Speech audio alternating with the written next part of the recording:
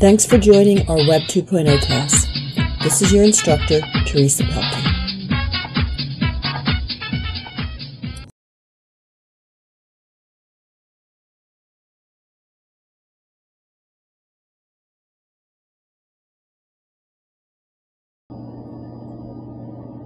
In this class, we will learn about podcasting.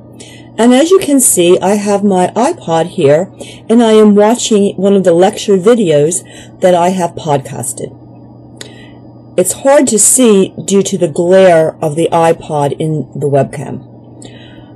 A podcast is a broadcast of an audio or video file, very similar to a radio show being broadcast or a television series. You subscribe to a podcast via an RSS feed.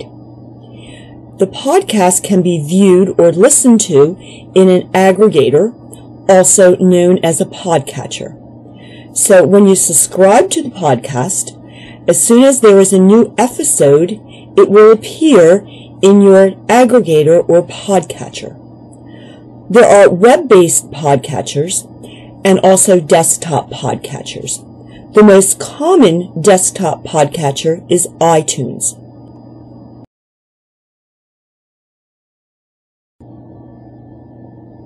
Let's take a look at video sharing and podcasting. Video sharing allows us to share a video. We also can search for videos on a video sharing site. Now, when you share a video from a video sharing site, that video actually remains on the web. It actually is still on that website. You are merely copying some code, and that code allows you to embed that video on your application, but you are not taking that video and putting it somewhere else. Podcasting allows us to share information, videos, for example. We do this using an RSS feed, similar to a blog. A podcast is actually downloaded to your computer. Therefore, you can take that file and transfer it to another portable device. Let's take a look at a popular video sharing site, YouTube. Here we see these videos that are being watched right now. I can click on a video and I can look at it. So we have the ability to share these videos. If you look underneath the video, you will see additional options to help you share. You can share it on MySpace, Facebook, with other social applications. If you scroll over to the right, you can see the URL for that video, so you can establish a hyperlink to the video, and also the embed code. This is the code that you would copy and paste to have that video actually playing on your site, which is something that we do on our wiki. We use YouTube videos. Okay, so let's take a look at video sharing. Here we have the video on YouTube, and by embedding that code, we can have that video appear in multiple places. But it is the same video, and it only really exists in one place, that is on YouTube. Okay, so how do we share this video? How do we share a video on a video sharing site such as YouTube? Well, first of all, we are at our computer and we have produced a video. So we will need to upload that video to YouTube. YouTube will convert that video to a different file format known as FLV. That is a flash video format. It will also embed that video with the flash player so that it will play on the website. So someone likes your video, they can copy the embed code paste it on their application, and that is how your video can be shared with others. Okay, so to review, video sharing involves uploading a video, and because that video will be converted, it really doesn't matter what the original file format is, which makes it very easy. We don't have to worry about converting because the video sharing site will do that for you. Besides converting, it will also format it for viewing so that it is viewed in the Flash player, so that we can share it by copying the code. We are not copying the video. We are copying the code that references that video. There are a lot of different video sharing sites on the internet today. Podcast is similar but yet very different from video sharing. And this is the universal icon, kind of, that represents a podcast.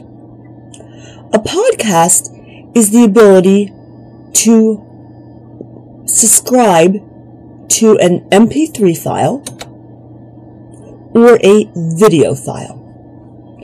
The MP3 audio and the common video formats for the podcast are MP4, M4V, and MOV. So podcast involves audio and video.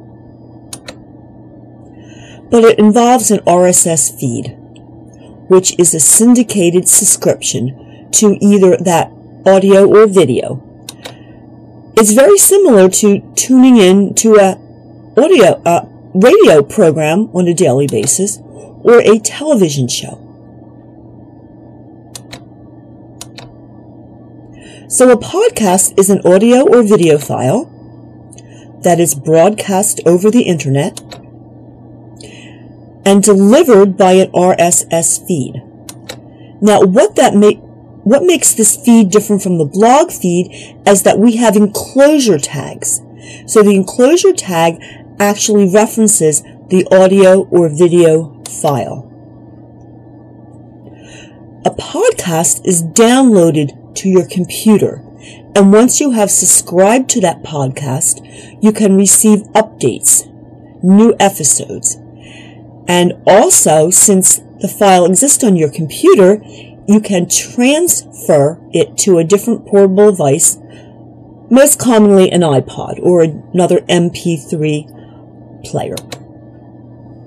Okay, the word podcast actually is a joining of the word iPod and broadcast. So we have podcast. But contrary to what you might think, you do not need a iPod to listen to a podcast. But you do need an aggregator, commonly called a podcatcher. And aggregators can be either a desktop or web-based aggregator or podcatcher. Podnova is popular on the web, and iTunes is very popular for the desktop. And it also works very well with the iPod. And pretty much Apple is very responsible for the popularity of podcasting due to the popularity of the iPod. So you subscribe to a podcast. How do we do that? Very similar to how we subscribe to a blog. There might be an icon for an aggregator that you can click, and it will automatically open up the aggregator and subscribe for you. Or you might see the XML RSS feed that you can copy and paste into your aggregator. Okay, who podcasts? Anything that is pretty much regularly broadcasted. Your radio talk shows almost all have a podcast. Your news shows, since it is that frequently updated type of information. Churches are podcasting their sermons now. Instructors are podcasting their lectures. And a lot of your tutorials, like Photoshop, are being podcasted. So there's a lot of good reasons and a lot of good podcast out there.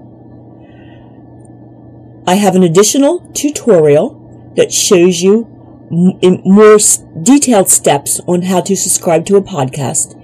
And in the following class, we will learn how to create a podcast.